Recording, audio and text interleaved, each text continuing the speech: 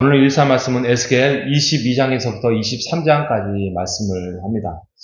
계속적인 하나님이 이제 심판에 대해서 구체적으로 말씀을 하고 있습니다. 그리고 23장은 이제 그 두 여인을 비유적으로 등장을 시켜서 너희가 하나님을 의지하지 않고 애굽이나 또 다른 나라 강대국을 의지하면서 너희들이 강해지는 것이 아니라 더욱더 너희들이 약해지는 모습을 하나님께서 고발하고 있습니다. 여러분 22장은 보면은 총 31절로 되어 있습니다. 근데 아주 구체적으로 죄에 대해서 목록을 아주 구체적으로 전개를 하고 있습니다.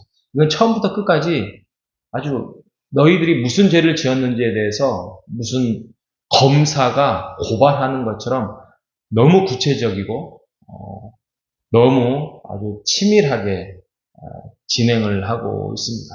그래서 22장을 읽어보면 죄의 목록에 대해서 쭉 전개하고 있고요. 그 다음에 그러기 때문에 심판을 받을 수밖에 없다. 그래서 하나님께서 재판관으로서 너희들을 심판으로 징계를 한다라고 내용을 말씀을 하고 있습니다. 22장을 전체적으로 보면은 다 그렇습니다. 근데 그 중에서 핵심 단어를 꼭 하나를 찝으라면 다 죄의 목록인데 그 죄로 인하여서 너희들을 어떻게 하나님께서 바라보고 있느냐 것인데요. 그게 22장 18절이에요. 18절. 인자야 이스라엘 족속이 내게 찌꺼기가 되었나니 곧 풀무불 가운데서는 있는 노시나 주석이나 쇠나 나비며 은의 찌꺼기로다. 너희들은 찌꺼기. 오늘날로 말하면 쓰레기예요. 쓰레기. 오물. 아무 필요 없는 오물이 되었도다. 이렇게. 그리고 19절에도 또 나오죠. 찌꺼기가. 그래서 하나님께서 13절에서 16절에 보면 하나님께서 내가 너를 너의 죄로 인하여서 보응하고 흩어버리겠다, 멸하리겠다, 수치를 당하게 하겠다. 이렇게 하나님께서 분노로 말씀을 하고 계십니다. 23절부터 보면은 25절부터 보면은 이제 각 지도자들에 대한 하나님이 고발을 하고 있습니다. 25절에 보면 선지자들에 대해서, 26절에 대해서는 제사장에 대해서, 27절에 보면 관리들, 고관들에 대해서, 그리고 그러므로 인하여서 29절부터는 백성들의 모습, 지도자들의 잘못된 삶으로 인하여서 잘못된 백성들의 모습. 29절에 보면 백성들은 포악하고 강탈하고 가난하고 궁핍한 자를 압제하고 나그네를 학대하고 부당하게 됐다. 이렇게 평가하고 있습니다. 그로 인하여서 너희들의 심판을 너희들이 피하지 못한다. 이렇게 말씀을 하고 있습니다.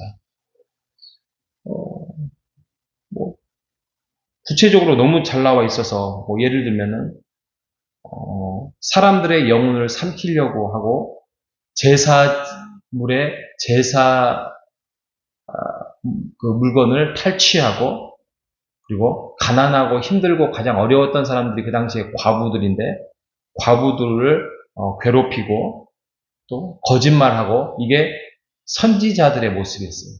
거짓 선지자죠. 제사장은 율법을 의도적으로 범하고 제사로 드려야 할 성물들을 더럽히고 거룩되고 속된 것을 구별하지 않고 안식일을 더럽히고 이게 제사장들의 모습이었고요. 또 관리들 바른 정치를 하고 백성들을 돌봐야 할 것인데 그들은 음식을 삼키는 일이다 이렇게 표현하고 있습니다. 그리고 어떻게든지 더 가지려고 하고 불의를 취하려고 하면서 피와 영혼들을 멸한다. 결국에는 이 삼박자의 지도자들의 모습을 보고 백성들도 똑같이 행동했다. 그래서 한 명도 의인이 없는 지금 이스라엘의 모습을 고발하고 있는 것입니다.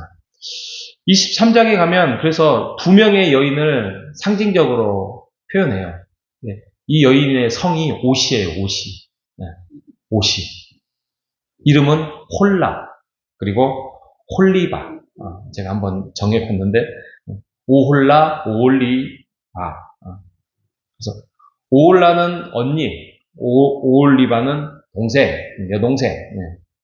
그런데 오홀라는 아수르와 애굽을 사모합니다.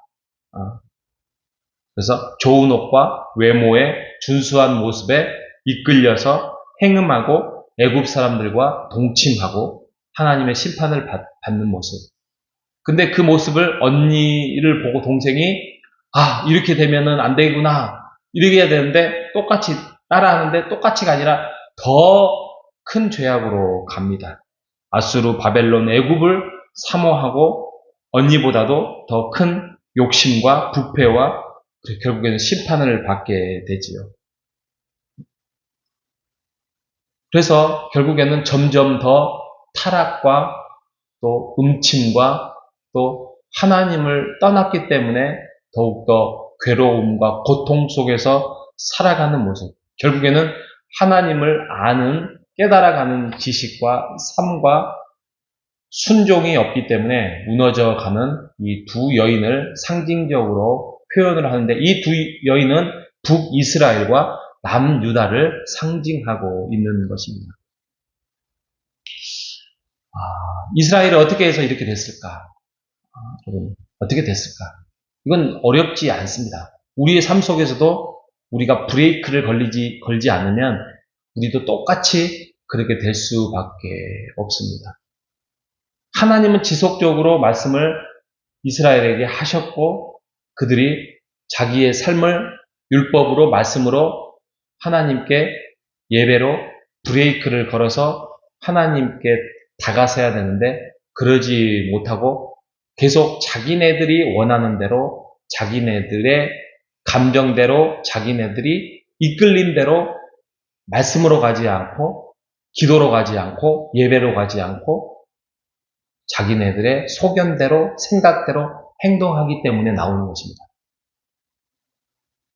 엊그제 합신신문이 왔는데 거기에 기사가 이런 내용이 있습니다. 젊은 사람들, 20, 30, 40대 젊은 사람들에게 설문조사를 했습니다. 요즘 왜 젊은 사람들이 교회를 가지 않는가? 그래서 설문조사 해봤더니 1번이 뭔지 아세요? 1순위가 쉬고 싶어서. 쉬고 싶어서. 하루라도 주일날 편안하게 쉬고 싶어서 요즘 교회를 많이 가지도 못하고 또 교회를 빠뜨린다. 이런 설문조사가 있습니다. 물론 너무 바쁘게 살아가는 시대가 있습니다. 너무 바쁘고 또 먹고 살기가 바쁘고 또 자식 키워내는데 바쁘고 그런데 한번 잘 생각해 보십시오. 그때가 지금이 힘듭니까? 여러분 살 때가 힘들었습니까? 정말 할 말이 너무 많은데 여러분이 20대, 30대, 40대 살았던 그 시대가 더 힘들고 어려웠습니까? 지금이 더 힘들었습니다. 제가 우리 딸한테 물어봤습니다. 아버지 때는 우리 장로 권사님 때는 더 힘들었겠죠? 짜장면이 그렇게 먹고 싶었는데 1년에 한 번 먹으면 정말 잘한 거고 케이크를 생일날 아니면 또 뭔 케이크예요? 빵집에 케이크 있어요. 어머니가 떡을 해주거나 집에서 술빵을 만들어주거나 이렇게 집에서 직접 했잖아요. 그래서 그 빵집에 가면 케이크 하나 사오는 게 그렇게 소원이었다 하니까 이해를 전혀 못합니다. 전혀 못합니다. 지금 시대 보면 먹고 싶은 거 못 먹습니까? 그리고 가고 싶은데 못 갑니까? 다 자동차는 한 대씩 있고요. 1년 중에 스케줄을 잡으면 얼마든지 여행이나 아이들을 데리고 갈 수 있습니다. 저는 그렇게 생각합니다. 일주일 3주 중에 정말 바쁠까?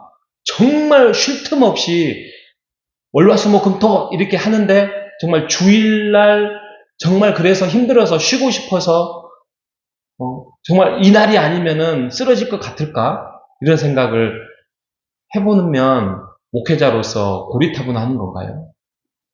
저는 그 쉬고 싶은다는 게 이런 생각을 해봤습니다. 요즘 젊은 사람들의 쉼이 어떤 쉼이냐면 집에서 푹 자고 늘어지게 자고 배달 음식 시켜 먹고 핸드폰이나 리플렉스냐 거기에서 영화 한 편 보고 그래서 집에서 그냥 누워서 이렇게 저렇게 하루를 보내면서 핸드폰에 게임도 한 번씩 했다가 또 뭐 이거 기사도 봤다가 이것이 쉬는 거잖아요. 그죠?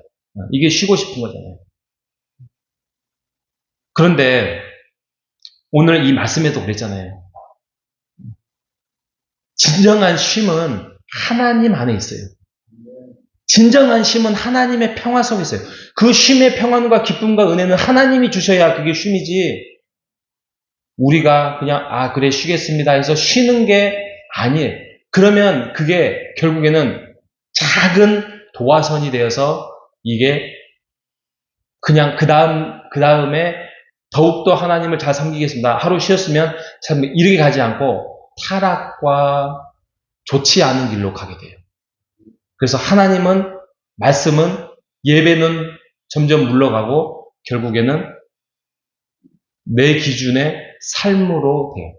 우리 자식, 우리의 가정, 우리의 삶, 내 생활, 내 개인, 내 인생. 그러면 하나님이 그래? 한번 그렇게 살아봐. 나 없이 살아봐. 그래서 지금 남유다 북이스라엘이 이렇게 되지 않았습니까? 저는 지금도 기억이 납니다.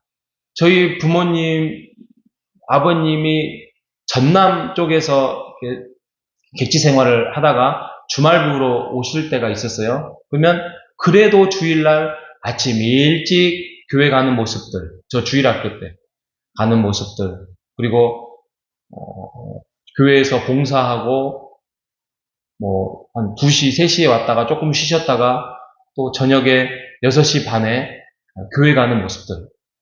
그때 집에서 유일하게 몰래 TV를 볼 수 있는 기회들. 그래서 1시간 딱 저녁에 7시부터 8시 볼 수 있던 기회가.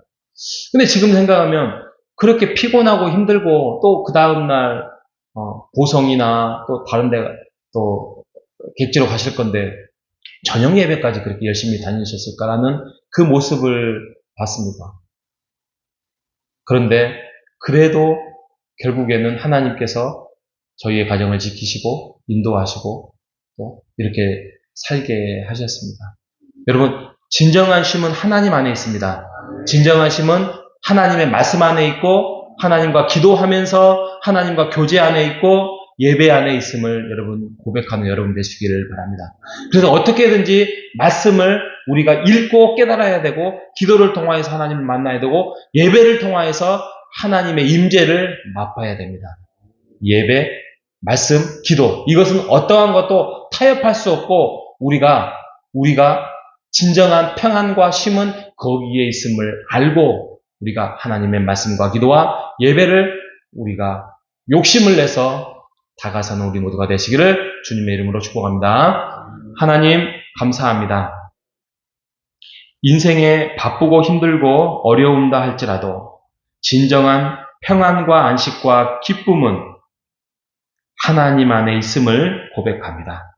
그들이 이스라엘 백성이 그것을 아무리 외쳐도 깨닫지 못하고 자기 중심으로 살다 보니까 거룩이 무너지고 내 인생의 중심이 되어서 그들 혼자 열심히 하나님 계획보다 내 계획을 앞세워서 달려가는 모습을 통하여서 무너진 모습을 우리가 살펴봅니다. 하나님, 이스라엘 백성 안에 우리의 모습은 없는지 다시 한번 곰곰이 묵상하며 생각하고 다짐하게 하여서 진정한 쉼과 기쁨과 인생의 은혜는 하나님의 말씀 안에 있고 기도 안에 있고 예배 안에 있음을 우리가 고백하며 살아갈 수 있도록 인도하여 주시옵소서.